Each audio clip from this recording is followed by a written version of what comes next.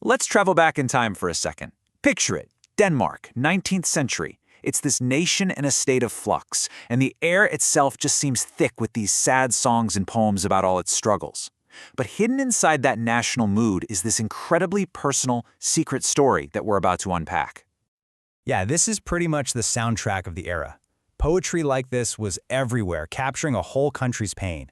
But out of all that collective sadness, one man's voice started to cut through the noise. He became this beacon of hope and identity for pretty much the entire country. And here he is, N.F.S. Grundtvig. Now this guy was way more than just a poet. He was a priest, a historian, a politician, a genuine pillar of 19th century Denmark. His words didn't just reflect the soul of the nation, they actually helped build it. But behind this huge public persona was a private, passionate heart that was in total turmoil. Okay, so to really get what was going on with him, we need to bring in the other major player in our story, Queen Caroline Amalie. She was this powerful, super intelligent, and really influential woman, right at the very center of the Danish monarchy. So their connection, it wasn't just some stuffy, formal acquaintance you'd expect at court. No, Grundtvig and the Queen had this incredibly deep friendship, built on hours and hours of conversation about faith, about philosophy, about where Denmark was headed. It was a true meeting of two very powerful minds. And pretty soon, Grundtvig became a regular at the palace. You can just picture it, right? These frequent meetings, often away from the prying eyes of the public, allowed this really unusual bond to get stronger and stronger. A kind of intellectual and spiritual intimacy started to grow between the famous poet and his queen. But you know how these stories go.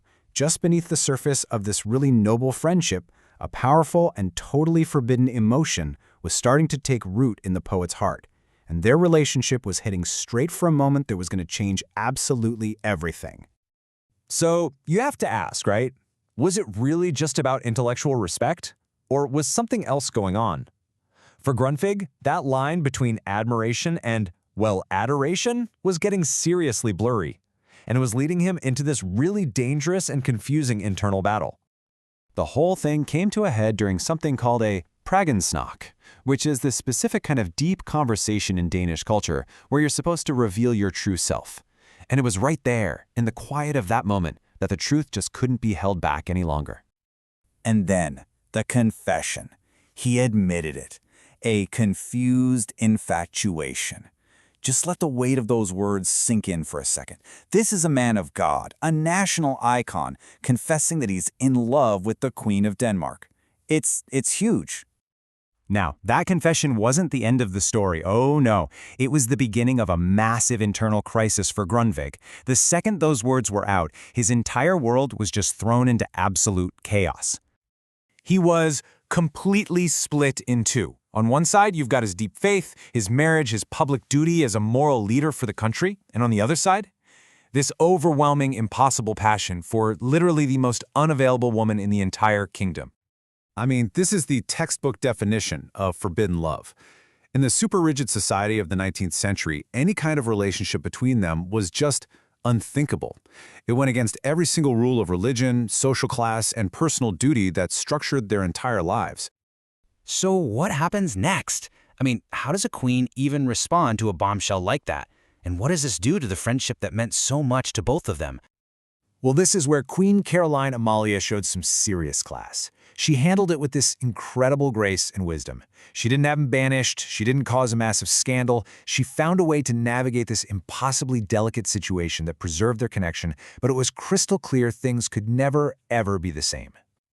And you can just feel the shift, can't you? What used to be this open, free-flowing friendship, it became something else. Something more careful, more managed. A necessary distance was put in place. That one confession had basically built a wall between them that could never really come down. But this story of secret love doesn't just end with a quiet, managed friendship.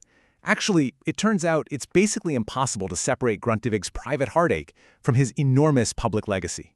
Because here's the wild part. While his heart was breaking in private, his public life was exploding. He was more active than ever. He was this absolute force of nature, right in the middle of all the big social and political debates of the day. A true giant of his time. Just look at this legacy. He started the whole folk high school movement, which completely changed education. He wrote over 1,500 hymns that people still sing today. He was a key architect of modern Danish democracy and what it even means to be Danish. It's a staggering list of achievements for anyone, let alone someone who's wrestling with such a huge secret. And that brings up this really powerful idea. What if that unrequited love, that constant inner battle, what if it wasn't a distraction from his work? What if it was the very fuel for it? It's like he channeled all that passionate, frustrated energy into building a nation, turning his personal turmoil into public triumph. So it really leaves you with this final thought. When we look at these great figures from history, how often are we only seeing the finished product, the statue, the legacy, without having any idea of the private, messy, human struggles that were poured into its foundation? The story of the poet and the queen is this incredible reminder that sometimes the greatest public works are born from the deepest, most secret sorrows.